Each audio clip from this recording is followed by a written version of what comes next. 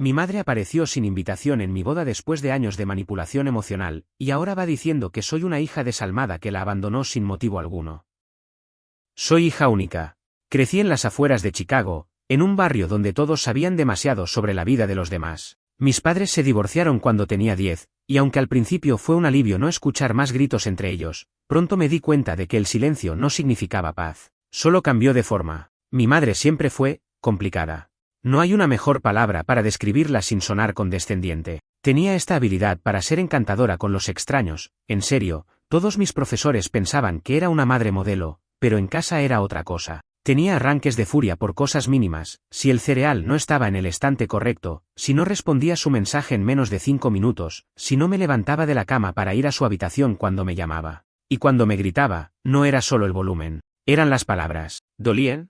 Atacaba con una precisión quirúrgica, sabiendo exactamente qué decir para dejarte hecha pedazos. Después del divorcio, empezó a depender de mí emocionalmente de una manera que en retrospectiva fue completamente inapropiada. Me contaba detalles íntimos sobre su relación fallida con mi papá, me hablaba mal de él constantemente, como si esperara que yo eligiera un bando. En teoría, yo era la hija.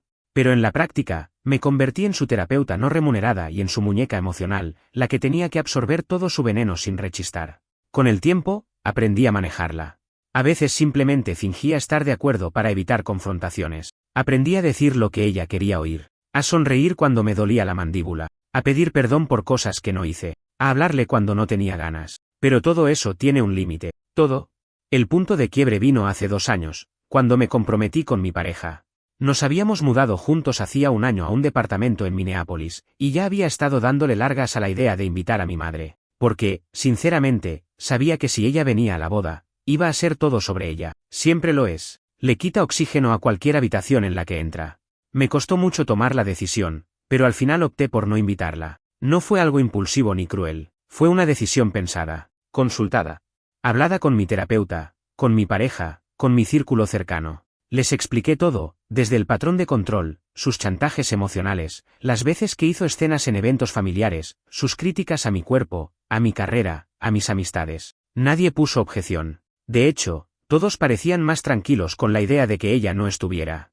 Eso me rompió un poco por dentro, porque me hizo darme cuenta de que no solo yo había estado sufriendo en silencio, todos la temían, todos se habían estado mordiendo la lengua por años. El día de la boda fue increíble, por primera vez en mucho tiempo, sentí paz. Nadie caminando sobre cáscaras de huevo, nadie diciendo SHH, ahí viene tu mamá, cuida lo que dices. Fue normal. Y eso me pareció extraordinario. Hasta que, a la mitad de la recepción, una amiga mía vino corriendo a decirme que una señora con vestido rojo chillón está en la entrada preguntando por ti. El estómago se me cayó al piso. Sabía quién era incluso antes de que terminara la frase. Ella había aparecido. Sin invitación. Sin aviso. Como siempre, sintiéndose con derecho a irrumpir donde no era bienvenida. No voy a mentir, en ese momento me paralicé. No supe qué hacer. Parte de mí quería salir corriendo. Otra parte quería gritarle. Pero al final, decidí simplemente no acercarme. Mi marido fue quien salió a hablar con ella. Y según lo que él me contó después, ella empezó con su discurso de víctima desde el primer minuto. Que cómo era posible que su única hija se casara sin invitarla. Que qué diría la familia. Que ella tenía derecho a estar allí, que nadie podía negarle eso. Y luego lloró. Dramáticamente. De esas lágrimas que uno sabe que no vienen del dolor, sino del orgullo herido. Él fue firme. Le dijo que no era bienvenida, que no íbamos a permitir que arruinara nuestro día, que era una decisión tomada con razones válidas, y que si no se iba, llamaría seguridad. Ella se fue, pero no sin antes lanzar una última bomba. Esto no se va a quedar así. Y vaya si cumplió su palabra. Después de que mi madre se fue de la recepción, lo primero que hice fue encerrarme en el baño por 5 minutos. No lloré. No me enojé. Solo me senté en la tapa del inodoro con mi vestido de novia semiarrugado, mirando al suelo, tratando de entender cómo se llega al punto de tener que expulsar a tu propia madre de tu boda. ¿Cómo se rompe tanto una relación como para que el momento más importante de tu vida se convierta en otro episodio más del desastre emocional que has estado barriendo bajo la alfombra por años? No le dije a nadie más en la boda lo que había pasado. No valía la pena contaminar el día con su energía. Quería que, al menos una vez, el centro de la historia fuera yo y no ella. Pero claro, no contaba con que al día siguiente ya iba a haber gente mandándome mensajes rarísimos. Al principio eran vagos. ¿Todo bien con tu mamá? Me llegó algo raro, es cierto.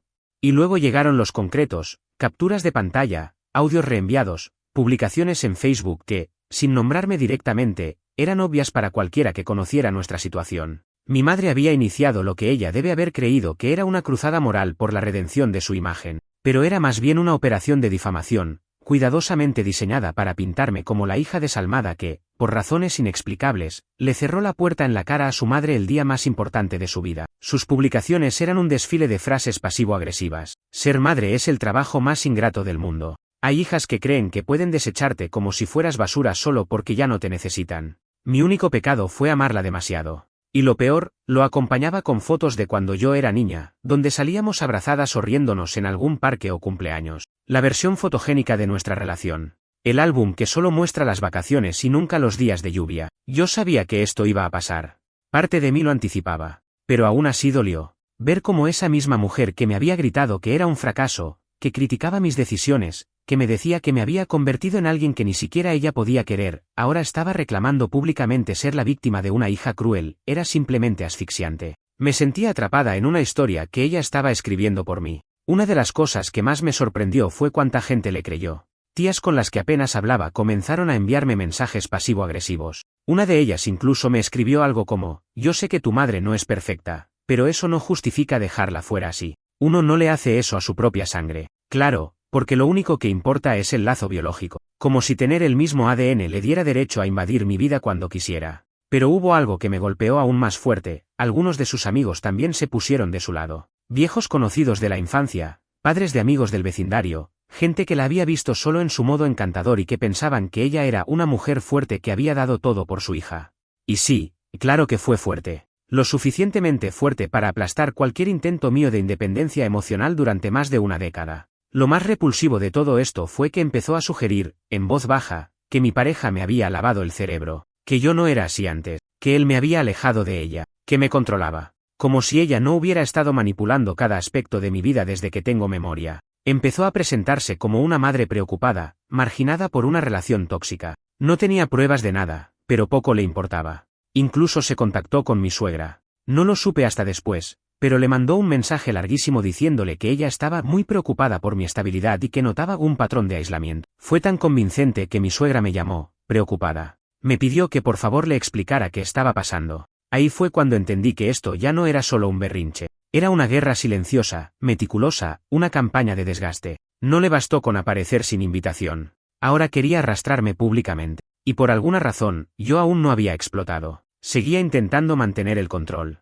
No respondía a sus publicaciones. No daba mi versión. Me quedaba callada. Hasta que un día, algo pequeño me hizo estallar. Fue un mensaje privado de una compañera del colegio. No hablábamos desde hacía años. Me escribió solo para decirme, hey, tu mamá me escribió para saber si yo había notado algo raro en vos en la secundaria. Que si eras depresiva o algo así, está todo bien. Ahí entendí que no se iba a detener. Que estaba rebuscando en el pasado para armar una narrativa que justificara su rechazo actual. Quería hacer parecer que siempre fui inestable, que algo en mí siempre había estado roto, y que mi alejamiento era un resultado inevitable de eso, no de sus abusos, no de su manipulación, no de su crueldad pasiva-agresiva, sino de alguna supuesta falla interna mía. Y ahí fue cuando empecé a planear cómo iba a protegerme de todo esto, no solo emocionalmente, también públicamente, porque si ella iba a contar su versión, entonces tal vez, solo tal vez, había llegado el momento de contar la mía. La idea de contar mi versión no fue algo que nació como un acto impulsivo. No quería vengarme ni generar un escándalo. Solo estaba cansada. Cansada de cargar con una historia a medias. Durante años, incluso cuando hablaba con mis amigas más cercanas, suavizaba los bordes de mi infancia como si estuviera describiendo un cuarto oscuro con una linterna tapada. Nunca usaba palabras como abuso o gaslighting. Decía cosas como mi mamá es difícil, o ella tiene un carácter fuerte. Pero ¿sabes qué? Esas palabras eran excusas, parches, curitas sobre heridas abiertas. Después de lo de la boda y todo el circo posterior, comencé a escribir. Nada público al principio, solo una especie de diario. Me sentaba en el sillón del living con una manta, mi laptop y el sonido de mi pareja lavando los platos de fondo. Y ahí lo volcaba todo, las veces que mi mamá me decía que mi papá no me quería realmente, solo para que yo dependiera más de ella. Las veces que me escondía cosas del colegio, para que no me estresara y después me culpaba cuando me iba mal. Las veces que me hacía creer que algo que yo recordaba claramente como real nunca había sucedido, que yo estaba confundida, que inventaba cosas. Empecé a leer sobre dinámicas familiares tóxicas, sobre padres narcisistas, sobre el ciclo del abuso emocional. Y ahí fue cuando empecé a entender. No es que yo estuviera rota.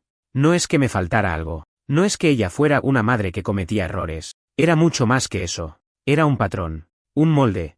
Y yo no era la única. Lo que más me afectó fue encontrar testimonios que se parecían tanto al mío que me daban escalofríos. Gente que también había tenido madres encantadoras por fuera y crueles por dentro. Madres que usaban la culpa como mecanismo de control. Que hacían de todo por quedar como víctimas ante los demás mientras destruían a sus hijos en privado. De repente, toda esa confusión que me había acompañado por años empezó a tener nombre. Empecé a ver el rompecabezas entero. Y me dio rabia. Pero también alivio. Una tarde, después de revisar por enésima vez otra publicación pasivo-agresiva de mi madre, le dije a mi pareja, creo que voy a contar lo que pasó. Pero bien, completo. Y sin suavizar nada. Él me miró y solo dijo, cuando estés lista. Y estuve. No fue algo gigantesco. No hice una publicación pública ni grabé un vídeo llorando. Solo escribí una carta. Una muy larga. Detallada. Sin rencor, pero sin filtros. Hablé de los insultos, de las manipulaciones, de cómo me hacía sentir responsable de su felicidad desde que tenía 9 años, de cómo usaba mis logros para presumir, pero nunca los celebraba realmente, de cómo criticaba cada pareja que tenía porque nadie iba a amarme como ella. Y lo envié a la gente que me había preguntado, a mis tías, a mi suegra, a los pocos amigos del pasado que habían caído en su narrativa, no con ánimo de enemistar a nadie, sino con la simple intención de dejar las cartas sobre la mesa. La reacción fue, extrañamente silenciosa. No recibí una avalancha de respuestas. Pero con el correr de los días, noté algo, dejaron de compartir sus publicaciones. Dejaron de comentar en sus estados llorones. Algunos incluso me pidieron disculpas. Una tía, la más insistente al principio, me mandó un mensaje corto, no sabía. ¿Perdón? Y fue ahí cuando lo entendí. Muchos de ellos habían creído su versión porque no conocían otra. Porque yo, como muchos hijos de madres así, me había entrenado a no hablar. A protegerla. A fingir que todo estaba bien. A ser la buena hija que entendía que su madre tenía problemas, pero igual la amaba. Porque si contaba la verdad, parecía cruel, ingrata, exagerada. Pero ya no más. Una de las cosas más difíciles fue aceptar que nada de esto iba a cambiarla. Que incluso si todo el mundo supiera la verdad, ella seguiría creyendo su propia historia. Porque para mi madre, cualquier cosa que no la haga quedar como la víctima automáticamente es una mentira. Y entonces pasó algo que todavía no sé cómo procesar del todo. Una prima mía, bastante cercana a mi edad, me escribió una noche. Solo me puso, gracias por contar todo. Yo viví algo parecido con la mía. Y después de eso, abrió su historia. Su madre, hermana de la mía, había tenido un comportamiento parecido. Más sutil, pero igual de destructivo. Ella también había crecido sintiéndose culpable por tener vida propia. Y también había estado en silencio por años. Ahí me di cuenta de que lo que había hecho no solo había sido por mí. Había abierto una grieta en una pared que todos pensaban que era de concreto. Y otras personas estaban empezando a mirar por esa grieta. A revisar sus propias heridas. Obvio, todo esto tuvo consecuencias. Mi madre se enteró. No tengo pruebas concretas de cómo, pero supongo que alguien le mostró el texto. Y, por supuesto, explotó.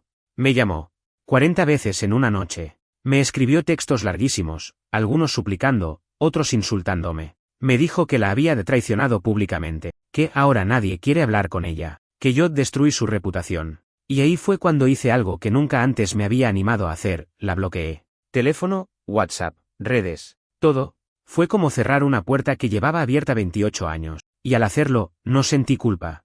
No sentí vacío. Sentí espacio. Silencio. Libertad.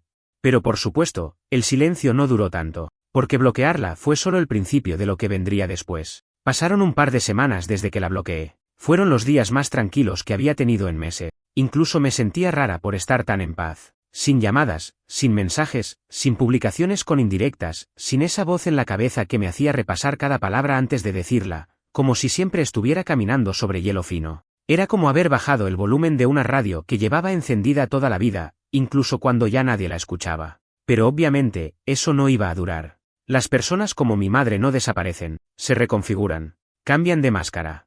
Y esta vez, se puso la de la víctima redimida, la que quiere hablar, la que reflexionó, la que solo busca sanar la relación con su hija antes de que sea demasiado tarde. Un martes cualquiera, recibí una carta. Una carta de verdad, de las de papel. La abrí sin pensar, porque estaba a nombre de mi pareja, no mío. Pero adentro había otra carta, esta vez para mí. Su letra. Inconfundible. Era una obra de teatro con estructura de disculpa, pero sin ninguna disculpa real. Me llamaba mi pequeña al principio, como si todavía tuviera 5 años. Y desde ahí, Todo era una lista de cosas que lamentaba si me habían hecho sentir mal, como si las cosas simplemente hubieran sucedido por accidente. No hubo una sola línea reconociendo que su comportamiento fue intencional, hiriente o manipulador. Solo frases ambiguas que la mantenían como protagonista de su narrativa preferida: soy una madre que hizo lo mejor que pudo. Después venía lo importante, el pedido de hablar. Me ofrecía reunirnos a tomar un café en un lugar que solíamos visitar cuando yo era adolescente, como si el simbolismo bastara para anular todo lo que había hecho. Decía que el pasado no podía cambiarse, pero el futuro sí, y que quería abrazarme de nuevo. No respondí. Ni por carta. Ni con otra acción. No me interesaba una reconciliación basada en palabras vacías. Lo que yo necesitaba no era una madre que fingiera estar bien por unas horas para después volver a su veneno habitual. Lo que yo necesitaba era que, por primera vez, alguien admitiera todo lo que me hizo sin matices, sin peros, sin teatro. Algunos días después, la carta empezó a circular. Sí, tal como lo estás leyendo. Me enteré por una amiga de la familia que mi madre había reenviado copias de esa misma carta a varias personas, como si fuera un manifiesto. Como si quisiera mostrarle al mundo que ella sí intentó y que yo fui la que la dejó afuera. Ahí se cayó la máscara de reconciliación. No había intención de sanar, solo de seguir controlando la narrativa. Ella no quería hablar conmigo, quería lavar su imagen, quería mostrarse como la madre noble que extiende la mano y no recibe respuesta. Y la única forma de hacer eso era pública, dramática y cuidadosamente escenificada. Una de las personas que recibió esa carta fue mi excompañera de trabajo. ¿Cómo la consiguió? Aún no lo sé. Pero lo que sí sé es que en cuanto se enteró de que yo me había casado, tuvo que hurgar en todos los rincones posibles para encontrar a quien presionar. Esa excompañera me escribió muy confundida: ¿tu mamá está bien? Me mandó una carta hablando de vos, pero no entiendo por qué me llegó. Yo tampoco. Mi pareja me decía que teníamos que ignorarla. No alimentes el fuego, me repetía. Y aunque lo entendía, había algo dentro mío que no me dejaba soltarlo tan fácil, porque no solo estaba intentando manipularme a mí, estaba usando mi historia, mi sufrimiento real, para construir una versión de sí misma que nunca existió. Estaba robando mi voz. Entonces cometí el error de hablar con alguien que pensé que iba a entender, una prima mayor, con la que siempre tuve buena relación. Ella también había tenido peleas con su madre, y me había dicho una vez que algunas madres no saben querer bien. Me junté con ella para almorzar. Le conté todo, no solo lo de la carta, sino también lo que sentía. Le dije que no quería reconciliarme con una mujer que usaba la vergüenza pública como arma, que no necesitaba más dramatismo, solo distancia. Y su respuesta fue como un baldazo de agua fría. Pero, es tu mamá. No creo que lo haya hecho con mala intención. Tal vez solo no sabe otra forma de acercarse a vos. Ese es tu mamá, me dejó clavada. Como si esas 3 palabras debieran anular todo lo demás. Como si su título le otorgara derecho a seguir hurgando en mi vida con impunidad. Le pregunté si ella perdonaría que su pareja le hiciera eso. Me dijo que no, obviamente. Entonces, ¿por qué es diferente cuando se trata de una madre? No tuve respuesta. Y entendí, con más claridad que nunca, que mucha gente simplemente no está lista para reconocer que hay madres que hieren más de lo que cuidan, que te manipulan más de lo que te abrazan, que destruyen más de lo que construyen. Después de ese almuerzo, dejé de justificarme. Me cansé de explicar por qué decidí cortar el contacto. No estaba buscando que me comprendieran. Solo necesitaba que me dejaran vivir tranquila. Y si eso significaba que algunos me vieran como la hija ingrata que no quiso perdonar, pues bien, que así fuera. Un par de semanas después, mi pareja recibió otra carta. Esta vez más corta. Decía algo así como: si ella no me responde, espero que al menos tú tengas la decencia de convencerla. Sé que aún queda algo bueno en ella. Eso me hizo reír. Por primera vez, me reí. Porque era exactamente eso lo que nunca había querido ver, que siempre creyó que lo bueno en mí era lo que se le parecía, y lo malo, lo que se alejaba de su control. Y esa carta, aunque pensó que era un mensaje de amor, fue la confirmación de que había hecho lo correcto. Creí que lo peor había pasado. Pensé que el punto más alto de su show ya había quedado atrás: irrumpir en mi boda, difundir esa carta como si fuera una mártir, usar a mi propia familia como mensajeros involuntarios de su victimismo. Pero no. Porque las personas como mi madre nunca entienden la idea de ya fue. Siempre tienen un último acto escondido. Yo ya estaba reconstruyendo mi rutina. Había cambiado de número, eliminado a conocidos en común de mis redes sociales, incluso hice limpieza emocional de contactos, gente que, aunque no era tóxica, estaba demasiado conectada con ella. Tenía esta especie de radar encendido todo el tiempo, buscando señales de posibles filtraciones, como si viviera en un estado constante de vigilancia emocional. Y me había prometido que si volvía a aparecer, no iba a caer en el juego, no iba a responder, no iba a quebrarme. Entonces llegó el evento de trabajo.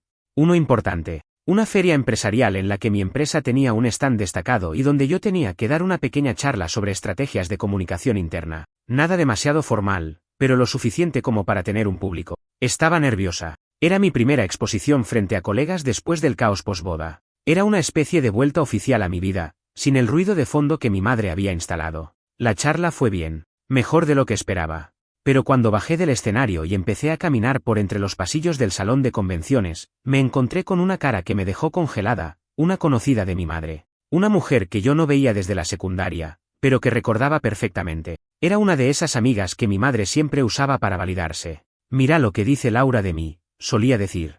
Ella sí entiende lo difícil que es ser madre sola. Ella me sonrió, como si no hubiera pasado nada. Me saludó, me felicitó por mi exposición, y después, con ese tono casual disfrazado de inocente, me soltó: tu mamá me contó que están distanciadas, qué triste, con todo lo que hizo por vos. Pero bueno, seguro ya te diste cuenta sola de lo equivocada que estuviste. Fue como un golpe de aire helado en la cara. Esa mujer había ido hasta ahí, a un evento de trabajo, solo para soltar su comentario envenenado. No tenía ningún otro motivo para estar presente. No trabajaba en el rubro, no tenía empresa ni producto. Y en cuanto le respondí con un seco "no tengo interés en hablar de mi madre", se encogió de hombros y desapareció entre la gente como si nunca hubiera estado. Esa noche, volví a casa con una sensación asquerosa. No por lo que dijo esa mujer, sino por lo que implicaba su presencia. Mi madre seguía buscando formas de colarse en mi vida, como si no pudiera aceptar que ya no tenía acceso, ya no tenía poder. Y en lugar de respetar el límite, había decidido mandar emisarios, pequeños saboteadores disfrazados de casualidad. Y ahí fue cuando me di cuenta de algo que me costó aceptar: esto no iba a terminar nunca. No completamente, porque el tipo de madre que ella es no busca reconciliación, busca control. Y como ya no podía tenerme cerca para manipularme directamente, iba a encontrar maneras de ensuciar todo lo que pudiera a distancia. Como esos incendios pequeños que parecen apagados, pero siguen ardiendo debajo de la tierra, esperando que alguien pase cerca para encenderse otra vez. Entonces me senté con mi pareja y le dije lo que había pasado. Y por primera vez, no solo me escuchó. Me propuso algo. Tenemos que hacer lo que nunca hicimos, documentarlo todo. No porque vayamos a demandarla, sino porque necesitamos tener pruebas de cada una de estas cosas por si esto escala. Y eso hicimos. Empezamos a guardar capturas, correos, cartas. Hice una lista con fechas, nombres, comentarios, todo, como si estuviera armando un expediente. No era por paranoia, era por estrategia. Porque entendí que ya no estábamos lidiando con una madre decepcionada. Estábamos frente a alguien que estaba dispuesto a dinamitar mi vida personal, social y laboral solo para seguir apareciendo en el centro del escenario. Unos días después, recibí un correo electrónico. Era anónimo, pero el contenido me hizo saber de inmediato de dónde venía. Decía que yo no era quien decía ser, que había sido una hija cruel, manipuladora, y que probablemente estaba usando mi posición en la empresa para dañar a otras personas como hice con mi madre. No había amenazas directas, pero sí suficiente veneno como para que, si alguien lo tomaba en serio, pudiera afectarme. Se lo mostré a recursos humanos, no porque creyera que me iban a sancionar, sino para protegerme antes de que alguien intentara usarlo en mi contra. Por suerte, mi equipo ya estaba al tanto, en parte, de lo que venía cargando. Y su reacción fue tan firme como tranquilizadora: si vuelve a pasar, avísanos. Y si esta persona intenta acercarse a nuestra oficina o nuestras redes, vamos a actuar legalmente. Me fui a casa ese día con un nudo en la garganta. No de miedo, sino de cansancio. Porque nadie debería tener que protegerse de su propia madre como si fuera una acosadora obsesiva. Nadie debería tener que explicarle al Departamento de Recursos Humanos que el problema no es una expareja, sino una mujer que dice amarte mientras intenta arruinarte la vida por no cederle el control. Y sin embargo, ahí estaba yo, viviendo esa realidad. Esa noche, antes de dormir, le pregunté a mi pareja: ¿qué pasa si un día tenemos hijos y ella aparece de nuevo? Él me miró y dijo algo que se me quedó clavado: no vamos a dejar que esa historia se repita. Lo que estamos cortando ahora, lo estamos cortando por ellos también. Y por primera vez, sentí que tal vez si había algo bueno en todo esto, tal vez, romper con mi madre no era solo salvarme a mí, era evitar que esa cadena se perpetúe. Pero aún faltaba lo peor: el intento de acercamiento final. No con cartas, no con correos, no con amigas, sino en persona, de la manera más invasiva posible. Y eso fue lo que ocurrió una semana después. Una semana después de aquel evento del correo anónimo, cuando ya empezaba a relajarme de nuevo, como si el huracán hubiese seguido de largo por fin, pasó lo que hasta entonces solo había considerado en voz baja como un "no creo que se atreva". Se atrevió. Mi madre apareció en la puerta de mi casa. Sin aviso, sin previo mensaje, sin respeto por absolutamente nada. Era un sábado por la mañana. Estábamos limpiando un poco, con música baja, en pijama, en ese tipo de calma doméstica que uno empieza a apreciar más después de vivir mucho tiempo bajo tensión. Y de repente, alguien tocó el timbre. 1, 2, 3 veces seguidas. Esa forma tan insistente de golpear que no anuncia cortesía, sino urgencia. O, en este caso, drama. Mi pareja fue el primero en mirar por la mirilla. Solo dijo, es ella. Me congelé. No me levanté. No dije nada al principio. Literalmente no supe qué hacer con mi cuerpo. Era como si hubiera vuelto a tener 10 años, esperando en silencio que los gritos de mi madre pasaran de largo para poder salir del cuarto. ¿Querés que hable yo?, me preguntó él. Yo negué con la cabeza. Porque aunque no quería verla, no podía quedarme sin hacer nada. No esta vez. Caminé hasta la puerta y no la abrí. Solo hablé desde el otro lado. No tenés nada que hacer acá. Del otro lado, su voz cambió. De esa voz chillona e intensa que usaba en las peleas, pasó a una especie de tono afectado, casi quebrado. El disfraz de víctima activado, como siempre. Solo quiero hablar. En persona. No voy a hacer una escena. Lo juro. ¿Podés, por una vez, dejarme explicarte lo que siento? Esa frase, lo que siento, como si todo girara siempre en torno a lo que ella siente. Nunca importó lo que yo sintiera. Nunca fue sobre cómo me caía llorando después de una de sus explosiones, o cómo temblaba antes de llamarla en su cumpleaños porque si me equivocaba de hora me lo iba a recordar por años, o cómo crecí con una lista de cosas que no se dicen para no activarla como una bomba emocional. Siempre era su dolor, su lucha, su abandono. Como si yo no hubiera estado ahí también, atrapada en la misma casa, en el mismo desastre emocional. Te expliqué todo por carta, me atreví a decir. Y después la compartiste como si fuera un panfleto político. No querés hablar. Querés quedar bien con los demás. Silencio. Solo escuchaba su respiración pesada al otro lado de la puerta. No sabía qué más hacer, respondió al final. No pensé que ibas a ser tan cruel. ¿Cómo podés ser tan fría conmigo? Ese fue el momento exacto en el que algo dentro mío se rompió. No de tristeza, de claridad. Porque por fin vi el patrón completo. Cada vez que yo ponía un límite, ella usaba el dolor como arma. No como un sentimiento real, sino como una herramienta para desarmarme, para manipularme. Y por años funcionó. Pero no más. Fría sería abrirte la puerta y pretender que no pasó nada. Fría sería abrazarte y dejar que te acerques a mi vida solo para que la desarmes de nuevo. Lo que estoy haciendo es lo más cálido que puedo ofrecerte ahora, alejarte antes de que vuelvas a hacer daño. ¿Estás escuchando lo que decís?, dijo ella, ahora elevando la voz. ¿Vos te escuchás? Te lavaron el cerebro. No sos así. Yo te crié, yo te hice quien sos. Y ahí estaba. De nuevo. La frase que resume todo su pensamiento, que ella me creó. Que soy un producto suyo. Como si eso le diera derecho a moldearme, a corregirme, a poseerme emocionalmente incluso ahora que soy adulta. Yo respondí sin titubear. Sí, me criaste. Y me llevó años deshacer el daño. Así que por favor, ándate. Hubo un largo silencio. Después, una última frase, cargada de veneno. No voy a rendirme con vos. No sos así. Yo te conozco mejor que nadie. Esa fue la última vez que la escuché hablar en persona. La vi alejarse por la cámara de seguridad. Ni siquiera miró atrás. No pateó nada. No gritó más. Se fue con una especie de paso resignado que me hizo pensar que, esta vez, había sentido que no le quedaba espacio, que había perdido esa entrada automática a mi vida. Me quedé en la puerta unos minutos más. No porque esperara que regresara, sino porque necesitaba sentir que esa puerta seguía cerrada. Literal y simbólicamente. Después de eso, reforzamos medidas. Cambiamos la cerradura. Activamos alertas de proximidad en la cámara. Yo puse una advertencia legal por si volvía a acercarse o a presentarse en mi trabajo.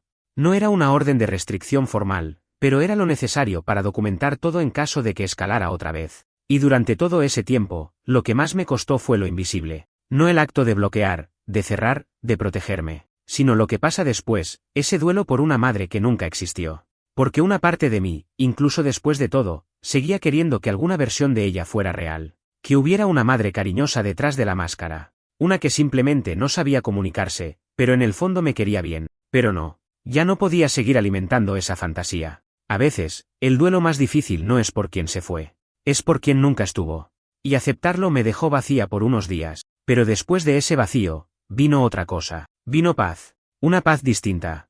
No la de todo está bien, sino la de saber que ya no tengo que seguir corriendo para protegerme. Porque cerré la puerta. Porque por fin entendí que querer no significa aguantar.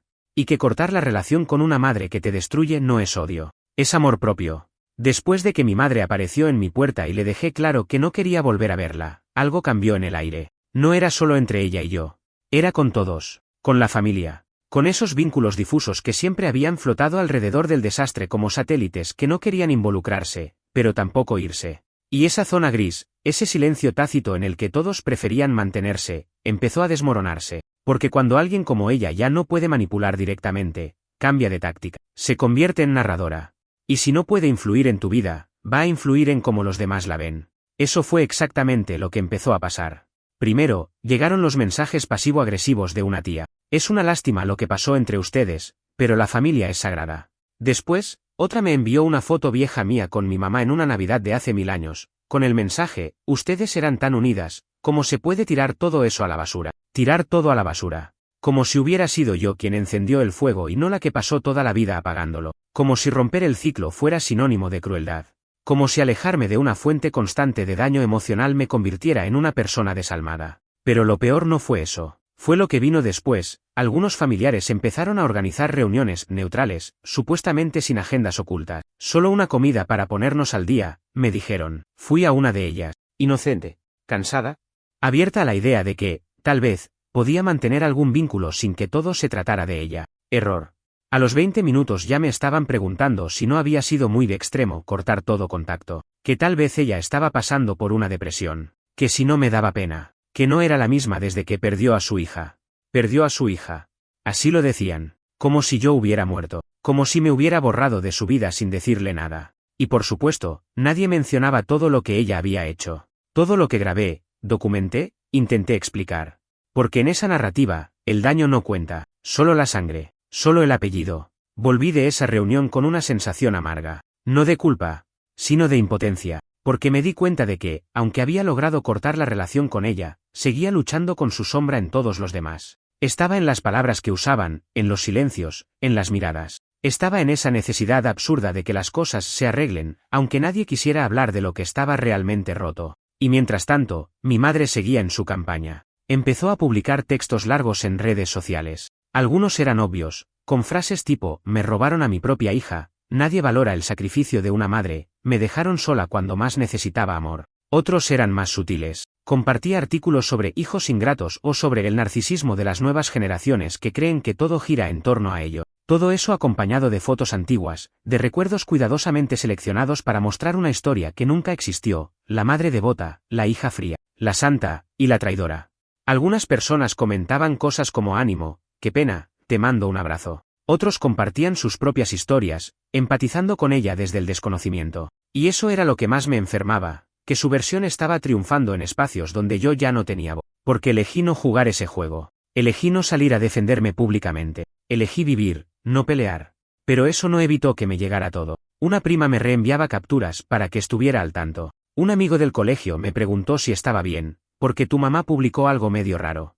Incluso una excompañera de trabajo me escribió preocupada porque mi madre había empezado a seguirla en Instagram y a reaccionar a sus fotos. No bastaba con contaminar los círculos familiares. Ahora quería infiltrarse en mis espacios nuevos, en los que había construido sin ella, como si no pudiera tolerar que hubiera partes de mi vida en las que no existía. Eso me llevó a una decisión difícil, hablar. No públicamente, no con un post viral, pero sí con la gente que realmente me importaba. Mandé un mensaje largo, honesto, a un grupo reducido de familiares, amigos cercanos, colegas con los que tenía confianza. Les conté todo, desde el principio, sin dramatismo, sin pedirles que eligieran un bando. Solo les dije, esta es mi verdad. No quiero convencerlos de nada. Solo necesito que sepan que todo lo que estoy haciendo es para protegerme. Porque ya no puedo seguir viviendo en función del que dirán. Si eso significa perder algunos vínculos, prefiero perderlos que seguir masticando veneno en cada reunión. Y las respuestas me sorprendieron. Algunas personas, claro, se alejaron. O no respondieron. O pusieron excusas. Pero otras, las que más valían la pena, me escribieron cosas que todavía releo cuando necesito recordar por qué hice todo esto. No sabía que era tan grave. Te apoyo en lo que decidas. Gracias por compartir esto. Yo también tengo cosas sin hablar con mi mamá. Qué fuerte leerte. No estás sola. Y eso me sostuvo. Porque entendí que parte de romper con alguien tóxico es que vas a perder más de una cosa. No es solo la persona. Es el mundo que giraba alrededor de ella. Los vínculos construidos bajo esa lógica. La red de silencios y apariencias que la sostenían. Y sí, duele. Pero también libera. Ahora ya no siento esa necesidad de justificar cada límite que pongo. Si alguien quiere creerle a ella, que lo haga. Si alguien piensa que exagero, que lo piense. Yo ya no tengo tiempo para explicarle a todo el mundo por qué elegí salvarme. Y aunque sé que no va a detenerse, porque no lo hará, por primera vez siento que no importa. Porque ya no vivo bajo su versión. Porque por fin entendí que contar tu historia no es revancha, es defensa propia. Y aún así, faltaba algo más. Algo que no me esperaba, un mensaje inesperado, de mi padre. Pasaron algunos meses desde la última vez que vi a mi madre en persona. Desde entonces, el ruido disminuyó. No porque ella dejara de hacer lo suyo, sino porque yo dejé de prestarle mi energía. La cortina de drama se mantuvo allá lejos, en ese escenario donde a veces otros siguen aplaudiendo aunque la obra ya no tenga sentido. Y en medio de esa calma silenciosa, una noche común, de esas en las que la rutina parece más fuerte que cualquier recuerdo, recibí una llamada inesperada, mi papá. Mi relación con él siempre fue, limitada. No mala, pero tampoco cercana. Después del divorcio, se fue a vivir a Milwaukee con su nueva pareja. Nunca fue el tipo de padre cariñoso, pero tampoco fue cruel. Era más bien distante. ¿Correcto? Como si siempre tuviera miedo de cruzar alguna línea invisible con tal de no complicar las cosas más de lo que ya estaban. Hola, hija, dijo. No voy a ocupar mucho tiempo. Solo, quiero contarte algo que creo que necesitas saber. Esa frase. El tono. Ya sabía que no iba a ser una charla común. Me senté en el borde del sillón, sosteniendo el celular como si fuera una bomba. Y entonces él empezó a hablar. Y no paró por casi media hora.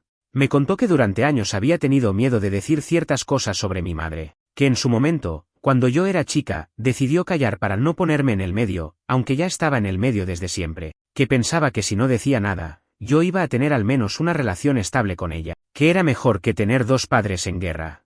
Pero que había leído el mensaje que mandé a algunos familiares, que alguien se lo había reenviado, y después de eso no podía seguir haciendo silencio. Entonces vino lo que nunca esperé, detalles. Me contó cosas que yo intuía, pero que ahora tenían confirmación. Como por ejemplo que mi madre lo amenazó varias veces con impedirle verme si no le pasaba dinero extra, aun cuando ya tenía acuerdo legal. Que lo manipulaba con mensajes tipo mira cómo va a crecer tu hija si no me ayudas más, cuando en realidad él cumplía con cada obligación. Me dijo que más de una vez quiso pelear por la custodia, pero desistió porque ella era muy buena frente a los jueces y él temía que usara todo eso para victimizarse aún más. Que cada vez que intentaba acercarse a mí para pasar más tiempo juntos, ella encontraba alguna forma de entrometerse o de hacerme sentir culpable. Y que, sí, muchas veces notó que ella usaba mi cariño como moneda de cambio. Y no te lo cuento ahora para que odies a tu madre, aclaró él. Te lo digo porque me siento responsable. Por haber dejado que te comieras sola todo eso. Por haber confiado en que ella no iba a cruzar ciertas líneas.